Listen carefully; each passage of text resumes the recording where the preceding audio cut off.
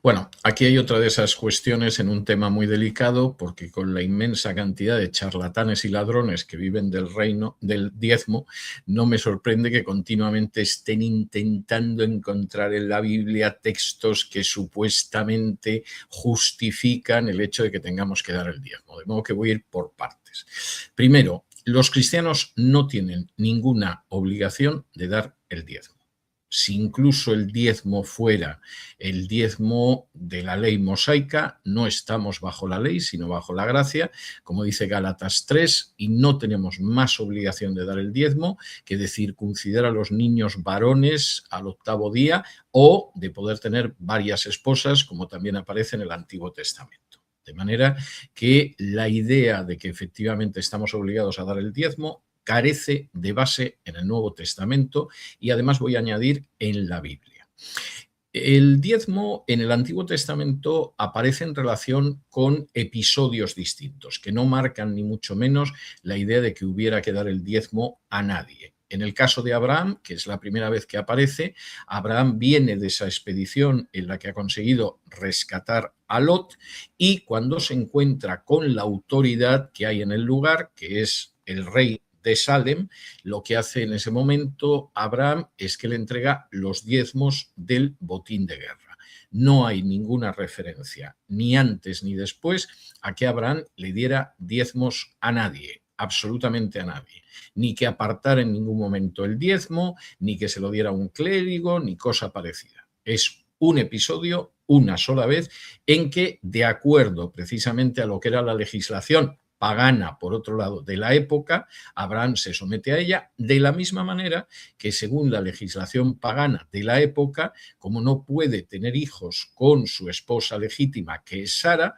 acepta tener un hijo con la esclava de su esposa, que era algo que aparece en leyes de la época, paganas, pero eran las leyes vigentes, como era, por ejemplo, las leyes de Nuzi. De manera que deducir que Abraham, a partir de aquí, está enseñando el diezmo, bueno, eso es ver lo que no está en el texto ni por aproximación. Y, por supuesto, nadie le había enseñado a a Abraham eso, porque eso era algo propio de la legislación de la época.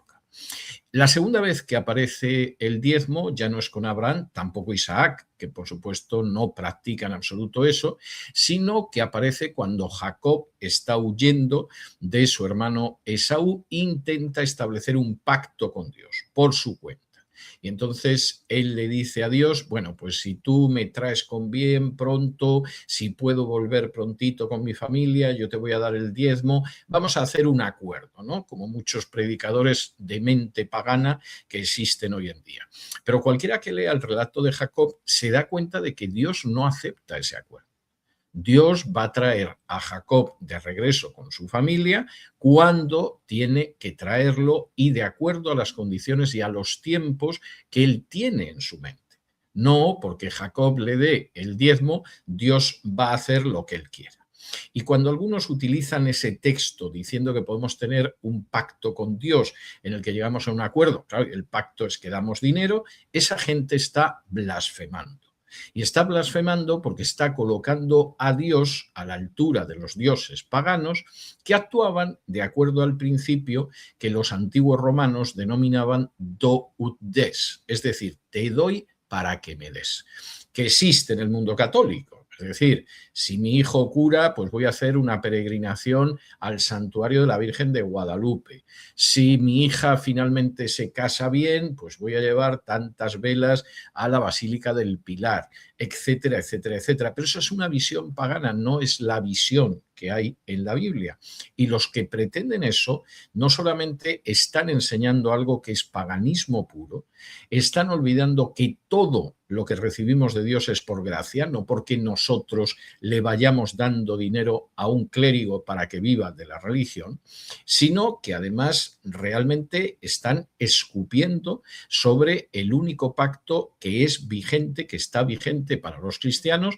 que es el nuevo pacto basado en el derramamiento de la sangre de Cristo en la cruz. Y pretender que nuestra relación con Dios no es bastante ese pacto basado en la sangre de Cristo en la cruz, sino que además podemos hacer otro pacto con Dios en el que damos dinero a un clérigo y a cambio Dios nos da, es una blasfemia muy seria. Lamento que haya gente que se lo crea, que haya gente que quizá porque viene del ámbito católico diga, pues estupendo, que tengo yo que dar a Dios para que Dios me dé, pero eso es una perversión gravísima, eso es una prostitución gravísima de la enseñanza de la Biblia. Tercer aspecto en el que aparece el diezmo, aunque no tiene que ver con nosotros, que es en la ley de Moisés.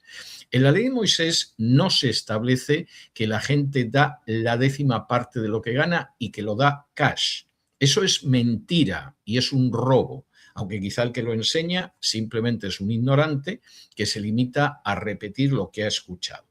En la ley de Moisés, el diezmo se dividía en periodos de 3 años. En el primer año, y el diezmo solo se aplica a los productos agrícolas, no a otro tipo de actividades, es decir, diezmaba a aquella persona que tenía una explotación agrícola y en la tierra de Israel, además, ese diezmo, el primer año la persona lo gastaba en sí mismo. Lo que le hubiera producido el campo, lo que le hubiera producido el ganado, la 10ª parte, el diezmo, lo gastaba consigo y con su familia el primer año, en la idea de que efectivamente así se daba todavía más cuenta de que todo lo que tenía se lo debía a Dios. No daba nada, ni siquiera una espiga, ni un huevo de gallina a un sacerdote, a un clérigo, al templo, ni cosa parecida.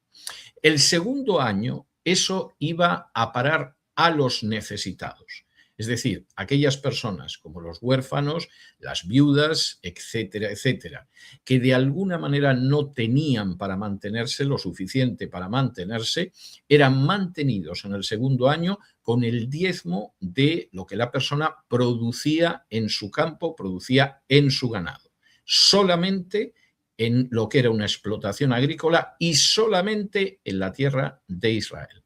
El tercer año, eso se daba para los levitas, pero no porque fueran sacerdotes y tuvieran ese derecho, sino porque los levitas a cambio no tenían tierra. Y como no tenían tierra, no se podían mantener de la tierra, la tribu de Leví no tenía bienes raíces, como las otras 11 tribus de Israel, y entonces cada 3 años lo que sucedía era que llegaban esos israelitas y les daban el diezmo para que se mantuvieran, puesto que no tenían tierras.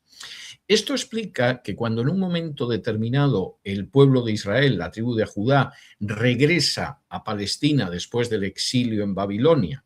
y resulta que el año en que hay que llevar al alfolí, el alfolí no es la caja de los donativos, como algunos muy ignorantemente creen, el alfolí es el almacén para el trigo, para el centeno, para productos agrícolas. En vez de llevar eso a esos almacenes desde los que ese diezmo se entregaba a los pobres, huérfanos, viudas, etcétera, Dios dice que le están robando.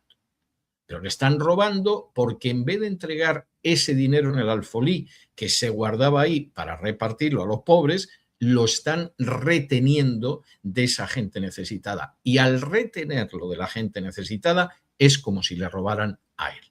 De manera que cuando alguien dice, bueno, si no das el diezmo en la iglesia le estás robando a Dios, esa persona o es muy ignorante o es muy malvada, porque lo que está haciendo es retorcer lo que dice la palabra de Dios, que no está diciendo eso. Puede que se deba a ignorancia, es decir, es una persona que no tiene la menor idea de lo que enseña el Antiguo Testamento y más concretamente la ley de Moisés sobre el diezmo. Si es un ignorante, es grave, pero entonces no debería pretender vivir de la religión y no debería pretender ser una guía espiritual para otras personas y no debería pretender ser pastor, maestro, apóstol o lo que se le antoje decir que es. Porque es un ignorante gravísimo cuyas enseñanzas que no se asientan en la Biblia causan un daño tremendo a inocentes.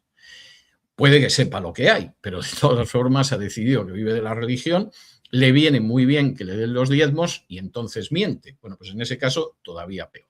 Ahí no solamente hay una incapacidad para ese ministerio por ignorancia, sino que hay una incapacidad por maldad. Y esto es algo que hay que tener en cuenta y que yo no me voy a cansar de repetir, porque estoy harto de ver cómo estafadores espirituales exprimen a pobres gentes como si fueran limones porque efectivamente eso les permite vivir muy bien del negocio de la religión y hacer que también vivan muy bien sus familias del negocio de la religión. Y de esta manera sí que han conseguido vivir en una situación paralela a la de los sacerdotes de la época de Jesús en el templo, de los que Jesús dijo que mi casa tenía que ser casa de oración y la habéis convertido en cueva de ladrones. Y lamentablemente hay muchos lugares de reunión espiritual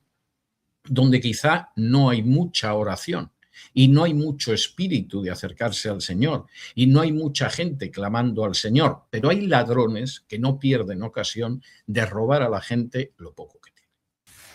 Así es, se ha puesto el chat, se ha puesto que es un hervidero con el tema, hablando efectivamente de casos así, ¿no? Como una iglesia, por ejemplo, dice que aparte, pues posiblemente del diezmo que ya dan, pues que le dan al pastor pues relojes, Rolex y le dan de todo y que claro, el pastor dice que si no dan,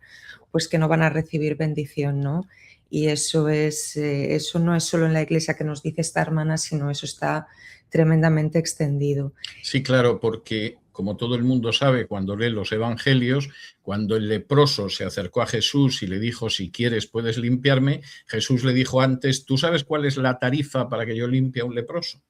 Y cuando de pronto se le acercó un padre atribulado a Jesús para decirle que su hija estaba, que se moría, Jesús le dijo, pues tienes antes que soltar dinero porque si no tu hija se muere. Y cuando Jesús se encontró con ese muchachito muerto, hijo único de una viuda en el camino de Naín, y vio a la madre desconsolada, le dijo, esto te pasa porque no das el diezmo. Hay que ser muy ignorante, insisto, pero también muy canalla y muy malvado para impulsar lo que está sucediendo con el diezmo en estos momentos en multitud de congregaciones en todo el mundo. Es un robo. Y es un robo simplemente para que estafadores que viven de la religión se den la gran vida a costa de la pobre gente. Esto no es el tipo de afirmaciones que lógicamente te convierten en popular, todo lo contrario, como seguramente Jesús no aumentó su popularidad cuando tuvo que limpiar el templo y dijo que habían convertido a la casa de su padre en una cueva de ladrones.